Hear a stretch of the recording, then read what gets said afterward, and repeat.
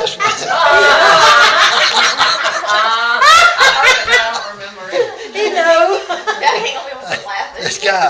this guy went to take a test for a drive 18-wheeler. He was going for an interview on a job.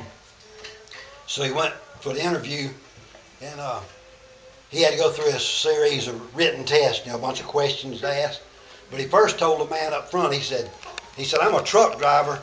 He said, but I got my buddy, Leroy. Leroy goes with me everywhere. He said, Leroy is my buddy. He said, well, we don't normally have that policy. He said, but I guess you could drive a truck with your buddy Leroy.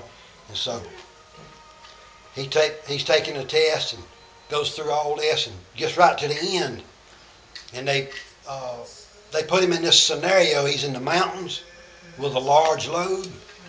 And he's coming down the mountain. It's a scenario. He's saying you're coming down a high mountain, and at the bottom, you got a stop sign. You got to go right or left, and there's a river on the other side, and your air brakes has failed at the top of the mountain, and you got a load, a lot of weight. You're coming down that mountain.